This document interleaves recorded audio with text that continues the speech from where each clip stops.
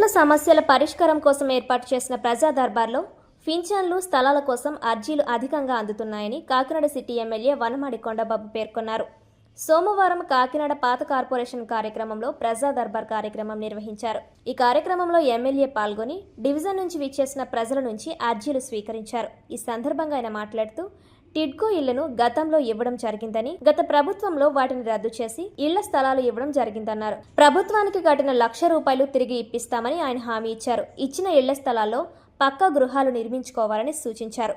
ఈ కార్యక్రమంలో అదనపు commissioner KT Sudhakar, TDP city అధ్యక్షుడు Mallipudi Veeru, Nemani Satyanarayana, SCP Venkatrao, health officer doctor Prithvicharan, DCP Krishnarao, ACP Sridhar, TPRO Sailaja, manager Sitaram, secretary Lakshmi, accountant Ramasastri, సచివాలయ సిబ్బంది తదితరులు పాల్గొన్నారు.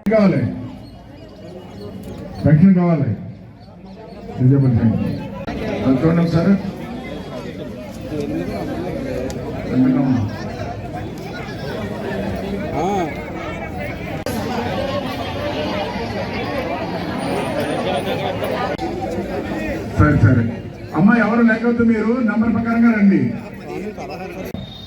వచ్చి ఒక్కొక్కరు వచ్చి చెప్పుకునే సమస్యలు పరిష్కారం చేసుకోవాలని ఈ సందర్భంగా మహిళా పోలీసులు ఒకసారి దయాస్థితికి రావాలండి. కూడా అభినందిస్తున్నాను. కూడా సందర్భంగా తెలియజేసుకుని అందరూ సెలవు చేసుకున్నాం.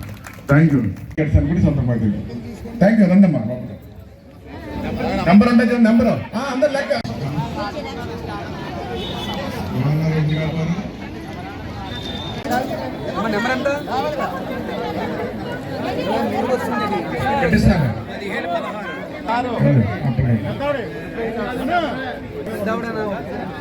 కూడా ఇక్కడ మరి ముఖ్యంగా చెప్పాలంటే అధికారులు వాళ్ళతో పాటు మా నాయకులు, కార్యకర్తలు బ్యారికట్ట ముందు కట్టలేదు. మేము 2 రోజులు ఈ కట్ట తీసుకురావడం, మళ్ళీ తీసుకెళ్లే వరకు కార్యక్రమం వరకు ఒక శ్వాసక్రమం ద్వారా ప్రజా సమస్యలు పరిష్కారం చేయడానికి ఒక మంచి వేదిక ఏర్పాటు చేసుకున్నాం.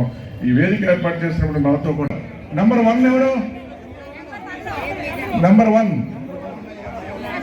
ముందుగా 1 నుంచి 10 వరకు రెడీగా ఉన్నాము. నెంబర్ పెంచుతున్నారు కదా.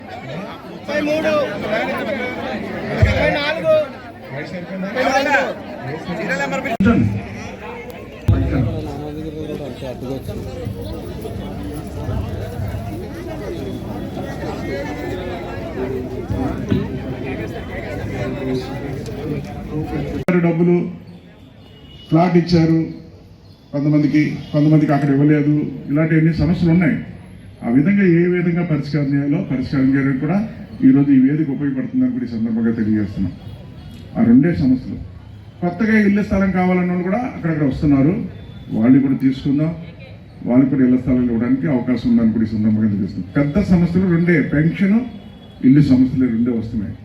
మిగతా ఎన్ని కూడా పెద్దగా సమస్యలు ఏమి కూడా రావట్లేదు. అయినప్పుడు కూడా ఏదైనా సమస్యలు ఉంటే మీరందరూ కూడా నేరుగా వచ్చి అక్కడ రాయించుకుని, రాసిన తర్వాత అప్లికేషన్ ఇస్తున్నారు, అక్కడ రాసుకోండి. అప్లికేషన్ తీసుకున్న తర్వాత మీరు మా దగ్గరికి వస్తారు. ఇక్కడ నోట్ చేసుకుంటాం. ఏ డిపార్ట్మెంట్ ఉంటే ఆ డిపార్ట్మెంట్కి పంపిస్తాం మనం.